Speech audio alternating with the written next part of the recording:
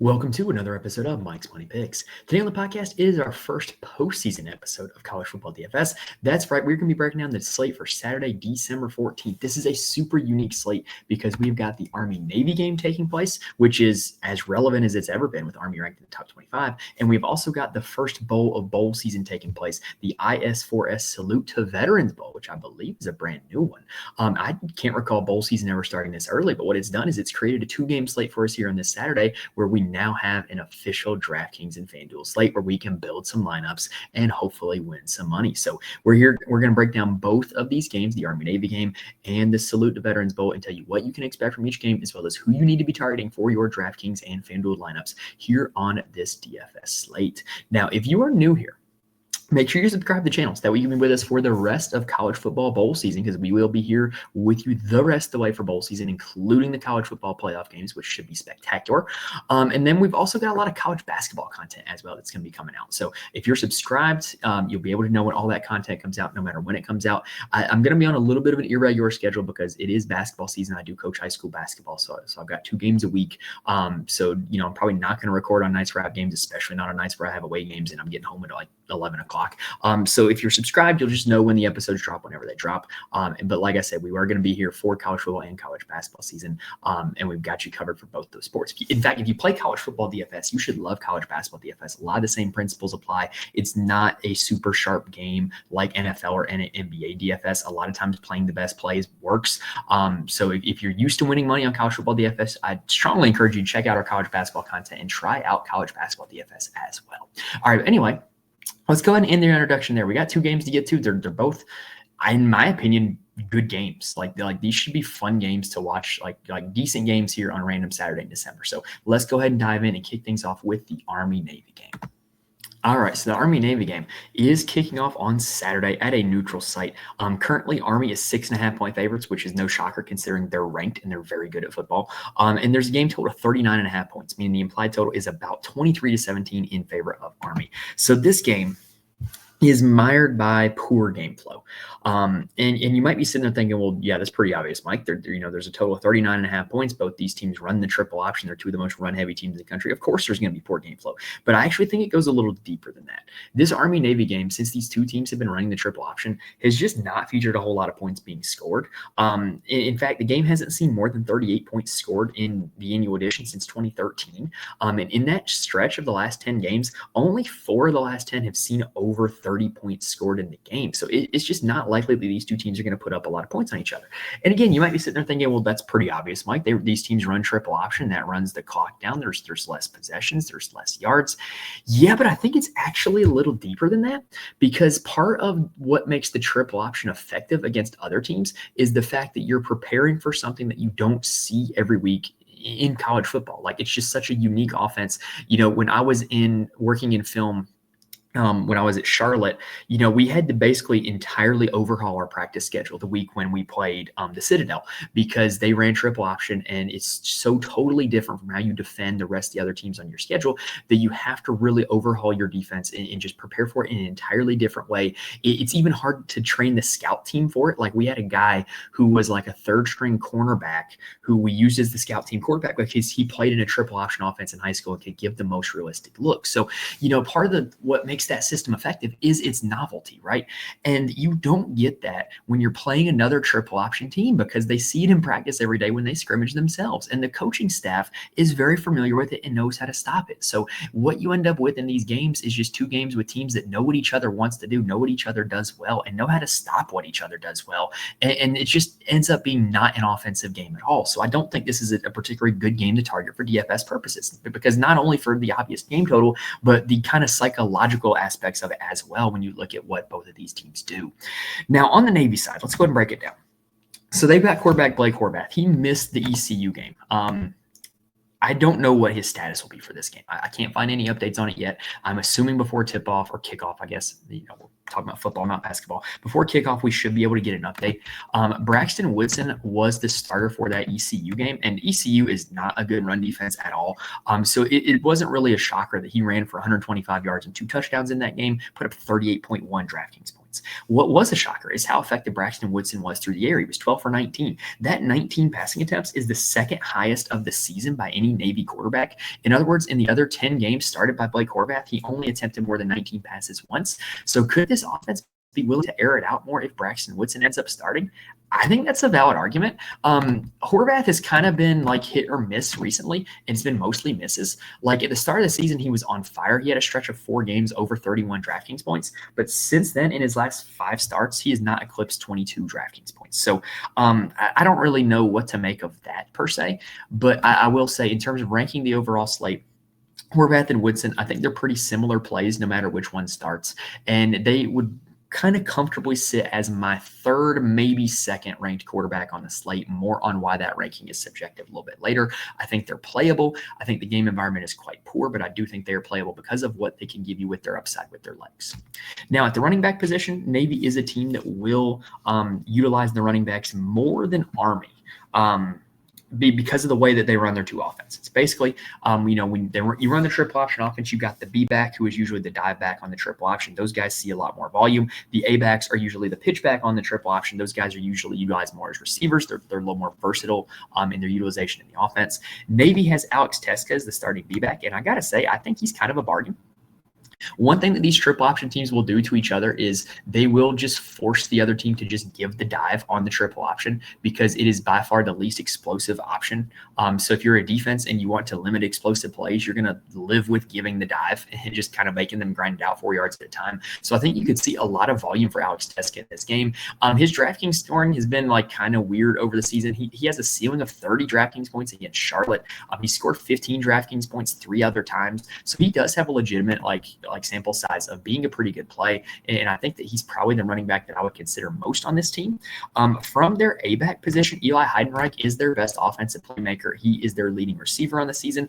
He is one of their leading rushers as well. He is kind of their best offensive player. If it's likely that anybody on Navy breaks off a big play, it would probably be Heidenreich. And I think he's got to be considered for your player pool for that reason, just because if he breaks off one big play, he can instantly pay off his price tag. And then they've got Brandon Chapman as their other A-back. So again, I kind of think he's like the great value version of Heidenreich. If there were to be a big play broken off by the Navy offense, he'd probably be second most likely to break it off. And a salary of only $3,800, if it is him that gets the big play and not Heidenreich, that could be a massive leverage situation. At the wide receiver position, Navy only has one guy I will consider, and that's Nathan Kent. He is their leading receiver from the wide receiver position this season. And I do think that it's worth mentioning because if they do continue their track record of throwing more with Braxton Woodson at quarterback, then Nathan Kent could see a little more volume. But it's hard to get too excited about a receiver in a triple option offense.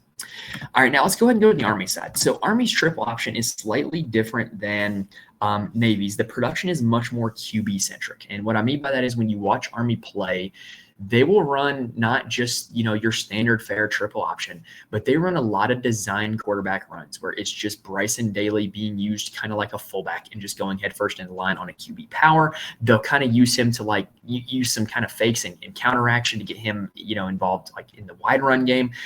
Their offense is involving the quarterback run and it is not involving the quarterback as a thrower. And for that reason, Bryson Daly has just had an incredible floor in DFS this season, has not had a single game under 20 DraftKings points this season in all the games that he has started. He's been over 28 DraftKings points in 9 straight games, which is just an insane run. And if you're wondering, wait a minute, why do you pick 28? That's an odd number. Well, yeah, that's the lowest he's had in that run. That was also against Notre Dame, who's one of the best teams in the country. And in that game, they ran him 39 times for 139 yards, and he scored both of Army's touchdowns. So yeah, this is a quarterback-centric offense. If Army is going to score any points, it's going to be with Bryson Daly. And yes, he's expensive at $10,800. And yes, the game environment is poor, but I think he has such a floor because of how much of this offense goes through him, and he has such of a ceiling because of how much this offense goes through him that it makes him the top overall quarterback play on the slate. I think it's highly likely that he leads all quarterbacks in fantasy points at the end of the day. He's going to be very popular in DFS, but I think you're going to want to play him. I think he's just very clearly the top quarterback play on the slate. At the running back position, Army's B-back is Kanye Udo. He's quite good. He's had some big games this season. He's had 2 games over 30 DraftKings points and then 3 more after that are in between 21 and 30. So he has legitimate upside. What you did see with him was the one game that Daly missed was against Air Force. He carried the ball 22 times in that game. Air Force is another triple option team. So you kind of see this history of Udo excelling against the other triple option team, because what Air Force went out and did that week was say, hey, we're going to make them give the dive. We're going to make them play through Kanye Udo as opposed to using their quarterback. And he made it work, right? So I think that Udo is a great pivot play off of Bryson Daly. I don't necessarily think it's super likely that both Daly and Udo get there, especially in this poor game environment, especially with the track record of the low point totals in the Army-Navy game. But I do think that it's quite likely that if Daly doesn't get there, if Daly's not the one scoring the touchdowns, I think it's quite likely that it's going to be Udo. The only other guy that I'm really considering on this team is Noah Short at 4,200. He is their top A-back. He's solid, but like, he doesn't really break off a lot of explosive plays. But if they were to break off one that was explosive, if it wasn't Daly or Udo, it would probably be Noah Short. And he's really the only A-back that has a whole lot of usage. They don't really use either of the other A-backs to the same degree. So $4,200 for Noah Short is definitely worth a look. Again, I think I'm probably, if I'm playing guys on this Army side, I'm probably playing Daly alone or either Udo or Short. I don't think I'm combining either of the two of them. I don't think I'm looking to stack this Army offense. I just think it's unlikely that they score a lot of points. But I do think that those three guys and those three guys only are worth a look from this Army side. All right, that does it for game number one. So let's go ahead and take a quick breather, and then let's talk about game number two. All right, so before we continue, I do want to mention there are a few places where you can get more information from me. First off, you can follow me on Twitter at Mike's Money Picks. I tweet out all updates for the show, and I'll happily answer any questions that you have for me if you reach out to me on Twitter. But if you just want to stay in the loop, or, I kind of record these episodes pretty early, so, if there's injury news or anything that changes and you kind of want to get my updated thoughts, just feel free to reach out and ask me on Twitter at Mike's Money Picks. I'm also in the Fantasy Corner Discord. Link is in the description on YouTube as well as on the audio feed. The Fantasy Corner Discord is a 100% free community with a lot of really smart, really good people who talk DFS for a lot of different sports. College football is one of them. College basketball is another. NBA, MLB, NFL, it's all covered in there. And if you're just looking for people to talk DFS with, to talk strategy, talk lineups, talk plays, it's a great place to go. We've also got some guys in there who are super on top of injury information that do their best to get the information out there to us. And it's just a great community to be a part of. We have a blast sweating out together every night, celebrating the big wins. So if you're just looking for a community to be a part of, I cannot recommend it enough. And then lastly, I do write an article on my Patreon for every single college football DFS slate where I profile my core plays as well as why they're my core plays. Now, I can't just sit here and promise that you can just plug those guys into a lineup and instantly win money. It's not that easy. But what I can promise is that you can get well-researched, well-thought-out takes from somebody who understands the game theory of DFS, understands the X's and O's of college football, and can help you get better at your college football DFS game. All right, so let's go ahead and continue now with game number two, which is the aforementioned IS4S Salute to Veterans Bowl. Like I said, I believe this is a new bowl game. If it's not, it's a different name for an older bowl game. I know it's being played in Montgomery, Alabama, which should be a significant home field advantage for the South Alabama Jaguars. They are taking on the Western Michigan Broncos. South Alabama is 7.5-point favorites with a game total of 57.5 points, meaning the implied total is about 32-25 in favor of the Jaguars. Now, there's a lot of variables in this game, though, right? Because basically, I think fundamentally South Alabama is the better team, but it's largely because of their quarterback, Gio Lopez. Gio Lopez was a super talented four-star recruit. It shined in the bowl game last year for South Alabama and came in this year and was just one of the better quarterbacks in the Sun Belt week in and week out. Great play in DFS week in and week out, right? Like we've seen him have a huge ceiling. He's been in our lineups multiple times on some of the smaller slates that he's been on. Just a great play at $8,000. No problem with him. Here's the downside. We don't know if he's going to play this game. He left their last game early, the one against Texas State, and did not return. However, he has announced on Twitter since then that he is returning to South Alabama for the 2025 season. So he's not heading to the transfer portal or opting out of the bowl game like a lot of people are, but he may or may not be hurt. We don't really know. If I had to guess, I would say that he does play. If he does play, I would rank him as the second best quarterback play on the entire slate. Behind Bryson Daly, that's where I would have him at. I would have him ahead of the Navy starter, whoever it is. But if he does not play, the backup is Bishop Davenport. He's only $200 cheaper on DraftKings. He had one start earlier in the season against Ohio, put up 14 DraftKings points on 37 passing attempts. However, Ohio is a pretty good defense, so that can kind of be forgiven a little bit. I don't think Davenport is the runner that Lopez is. I don't think that Davenport has the high upside arm that Lopez does. So Davenport, slightly lower ceiling. I would rank him behind the Navy quarterbacks if Lopez were to not play and Davenport were to play. Here's the only downside. These games are so far apart that you're kind of locked into making a lineup with Lopez or Davenport. And really what I would recommend doing is making it with Lopez. And then you can swap to Davenport. But you're making the decision on this South Alabama quarterback versus an Army or Navy quarterback, because the Army Navy game will be long over by the time we have news on who is starting in this game. That's the only downside. So you really kind of have to make that decision early on whether you're willing to chance it on Lopez playing or not. But like I said, I think Lopez is likely to play. I'm not guaranteeing anything. I don't know anybody or anything with the situation, but I think Lopez is likely to play, and he's my second-ranked quarterback if he does play. Now, the Western Michigan defense is not one of the better defenses in the MAC. They rank 72nd in the nation in passing yards allowed, 107th in the nation in rushing yards allowed, which should be pretty good news for the South Alabama running backs, right? But their best running back, Fluff Bothwell, has already entered the transfer portal. He's going to be super sought after because he's a super talented true freshman. He's been their best running back all season long. So I don't think he's playing in this game if he's in the transfer portal. He hasn't been marked with an out tag yet, but I don't see why you would play the game for your former team if you're already in the portal.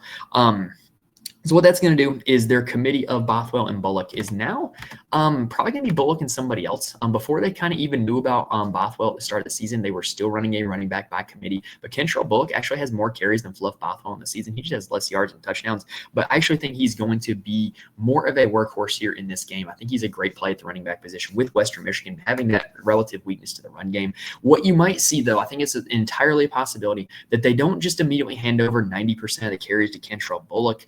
I think they're probably going to involve Braylon McReynolds in the game plan a little bit. Yes, he has not gotten any carries in the last 3 games, but he was a part of the game plan in early weeks before they really knew what they had in Bothwell. And then in week 9 against Southern Miss in a blowout, he was very involved, 8 carries for 73 yards. So I do think that the more likely outcome is to see probably about 70% of the carries to Kentrell Bullock and 30% to McReynolds. That would be my guess if I had to make a guess. I haven't seen enough out of any of the other guys to project them to be like highly used players in this game, considering that like when you look at the recent game logs, like none of them have really been used recently. So yeah, I'm not really again, I'm probably not going to like stray outside of Bullock and McReynolds, if I'm being honest. Like just I'm going to stick with those 2 guys, and I would give the nod to Bullock over McReynolds.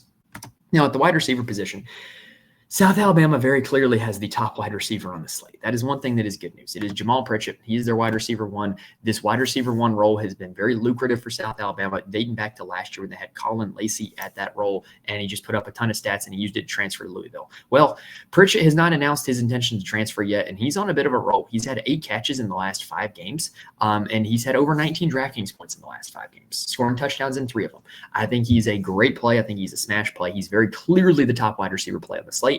And if you're wondering, well, Mike, what happens if Bishop Davenport is at quarterback? Well, the one start that Davenport had, Pritchett had 8 for 67 and a touchdown. That's 19.7 DraftKings points right there.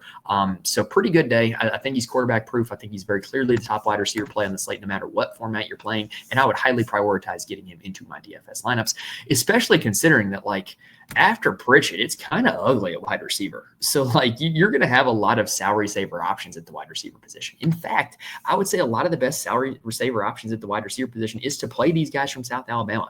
South Alabama very significantly on this slate has the highest pass rate. Like it's not even close.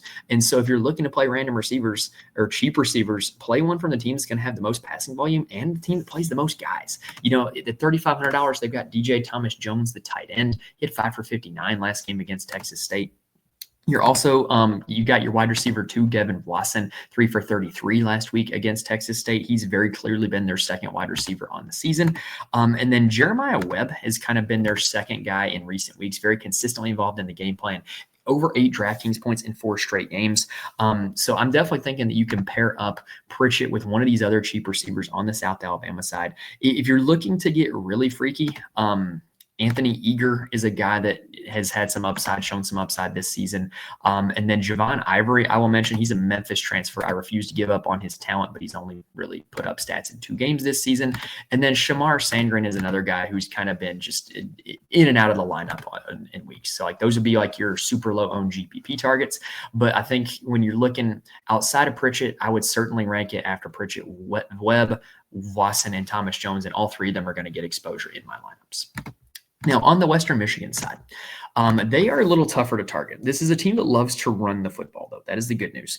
And South Alabama is not a great defense. They're ranked 117th in the nation in passing yards allowed and 70th in rushing yards allowed. It's not good. But their quarterback, Hayden Wolf, I don't know if he's even going to be able to take advantage of that bad passing defense because he hasn't been able to take advantage of the bad passing defenses in the MAC. In fact, the stretch of MACtion that Western Michigan played was very bad for Hayden Wolf. He has not had over 9 DraftKings points in 4 straight games. 4 straight games in single-digit DraftKings points for a quarterback is bad, especially for one that's priced $6,000. Like, you really want to get 18 DraftKings points to feel good about playing him, and he's done that 3 times this season. Yeah, just hard to feel good about playing him. I think he's very clearly the worst quarterback play on the slate. But I will say this. I say this all the time. In DFS, sometimes a bad play becomes a good play when nobody plays him and he happens to do just a little bit better than you expect. So I think that I would consider Hayden Wolf for a lineup if you were trying to run like a game stack of this game. Like maybe like you want to get super different. You play the South Alabama running back. You play Bullock at running back and you play Hayden Wolf at quarterback spot. And then you get Daly or Horvath from the other game. I think that's a way to get unique. That would be my only argument for playing Hayden Wolf is if you're trying to get unique because nothing in the numbers suggests that he's going to be a good play. He's got a low passing volume. He's had low production recently. I'm just not interested unless you're looking to try to play the game theory game of DFS. At the running back spot, this is where I'm interested on this Western Michigan team.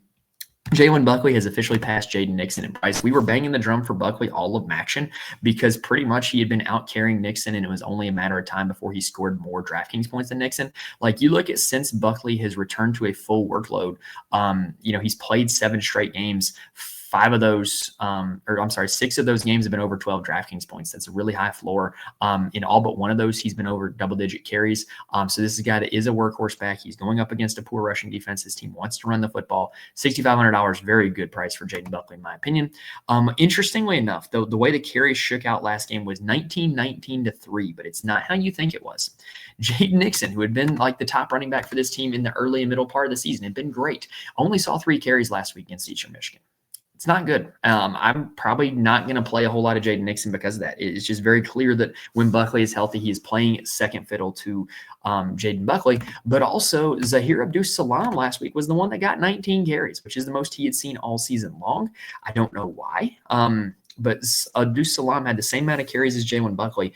He's got to make your player pool if you're playing multiple lineups, honestly, because Abdus-Salam gets a ton of usage in the passing game. And if he's going to see as much actual carries as Buckley and he's going to get his usage in the passing game, he's probably going to outscore Buckley. But I don't think there's any way you can guarantee that he's going to get as many carries as Buckley because it's the only game where he had seen more carries than Buckley. So if I had to rank them, I'm ranking it Buckley 1, Abdus-Salam 2, Nixon 3. I would not play more than one of them in the same lineup, because I think they're competing with each other's upside. But I do think that this is a very run-heavy team. That does run the running backs. They don't run their quarterbacks like Army and Navy does. So I do think you're going to want to play one of these running backs at the end of the day.